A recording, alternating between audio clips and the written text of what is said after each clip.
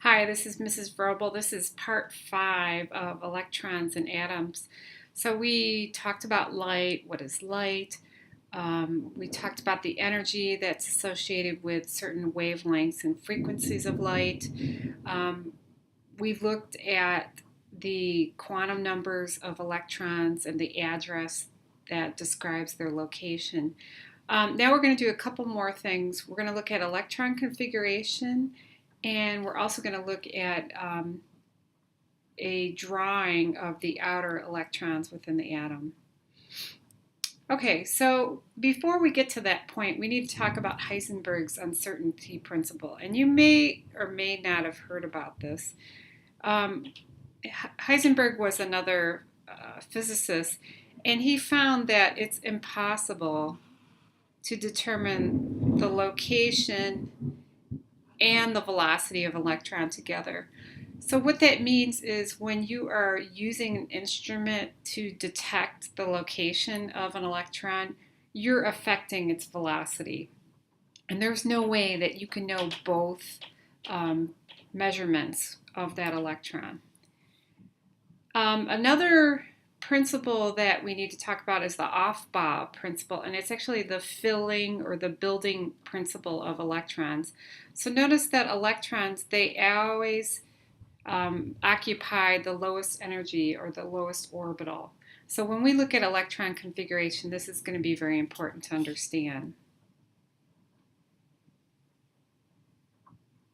Okay, the next principle or rule that we have to follow for electrons, especially for electron configuration, is when you're looking at electrons, how they occupy orbitals,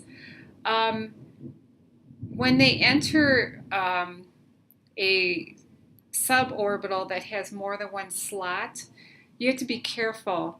You need to fill one electron per slot before you double up. So always remember that if you have more than one slot for that suborbital, you have to put one electron in each slot before you pair up. And we'll talk about that more with electron configuration. This is the last piece that's really important with electron configuration. You can have no more than 2 electrons per orbital. So you can't put 3 or 4 within that one set of suborbitals. Okay, here we go. So with electron configuration, we're looking at how are the electrons placed within the atom. And we're going to look at the different energy levels that occur with that electron. And it'll make more sense when I show you the periodic table here. We're also going to draw, at the end of this video, we're going to draw the location of the outer electrons for the atom. And I don't know if you remember, about 2 videos ago, we looked at what a p orbital versus an s orbital and a d orbital. They all have certain probabilities of location within that drawing. So we're going to draw that at the end of this video. Okay, so here are electron configurations of hydrogen through neon. And here we have orbital diagram, and then we have electron configuration notation. I'm more concerned about this last part of the table. So just pay attention to the notations for the electron configuration, and we'll practice this at the end of the video. So for the first one, notice that we have 1s, and it has a little superscript at the top, this little 1. That tells you how many electrons are located within that orbital. And from the previous slides that we talked about, how many electrons can you fit in that s orbital?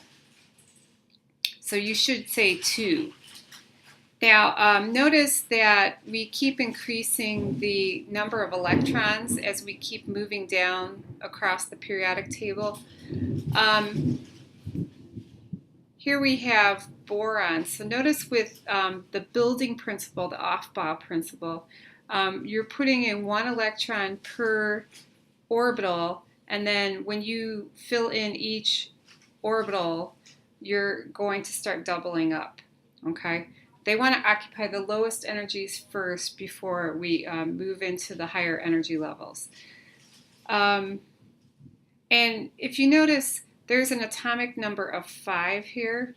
If you went across and added up all of these subscripts, it essentially would be 2 plus 2 equals, plus 1 equals 5. So the superscript should equal the same number as the atomic number. If it doesn't, something's wrong. Okay, so with carbon, we're looking at, once again, the single electron occupying each suborbital before you have doubling up.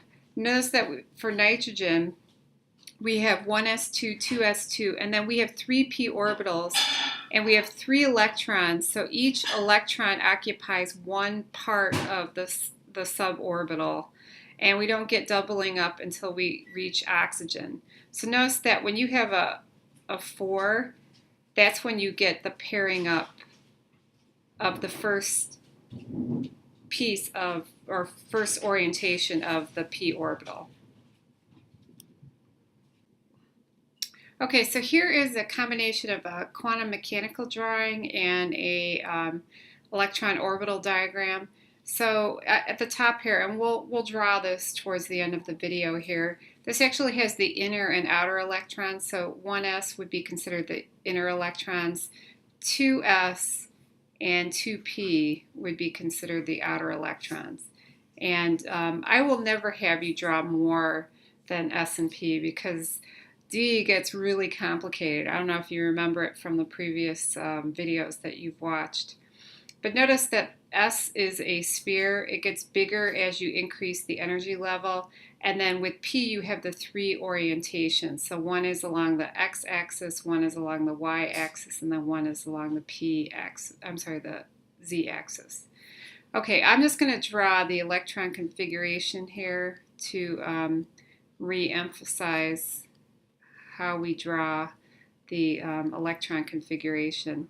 So notice if I take these subscripts, 2 plus 2 plus 6, they should equal the atomic number. If they don't, you probably did something wrong. Okay, this electron configuration will help you with your homework. The nice thing about it is it's color-coded, and it actually shows you the different locations for the types of electrons. So this orange color is all s orbitals, and notice it's numbered from 1 through 7, okay? And they match the periods that are listed on the left-hand side here. When you get to the transition elements, that is not the case. Notice that the period does not match. So transition elements actually start with 3D. They don't start with 4D. Okay, please pay attention to that. That's very important. For the p orbitals, so notice that with the p orbitals, they do match the periods. So 2 and 3, 4, 5, and so on. This is helium, and helium is located over here. So remember, this electron is actually 1s2, just to remind you. With the homework, okay, this is where it gets a little tricky. You're going to notice that there's different types of periodic tables, and I know this is going to be confusing to some of you. Sometimes they carry the d electrons down to the f block, which is very confusing to students. So please make sure that you have 14 in a row. If you've got 15 in a row, they probably started off with the d electrons, okay? So you know you're dealing with 14 f electrons. You might want to count it just to make sure, okay? And notice that the energy level is 4 and 5. It's not 3 and 4, okay? All right, so let's talk about exceptions. Unfortunately, there are exceptions, and you're going to find a lot of these exceptions tend to be with the transition electrons. So in the d block of electrons, you want to have 5 total electrons, and it seems like it's energetic or energetically stable when you have exactly half full of the d electrons. So you're going to find the electrons, or I should say the elements that are near the 5th orbital, they're going to steal from the s orbital. And I will give you an example of that so you can be prepared for that. They also like to have full d electrons, so that once again they will steal an electron from the s orbital to complete the d orbital. Here are some examples. So here we have chromium. Chromium is very close to having its 5th electron, so you would think that it would be 4s2 3d4, but what happens is you lose an electron in the s orbital and it's given to the d orbital, and this actually is more energetically stable.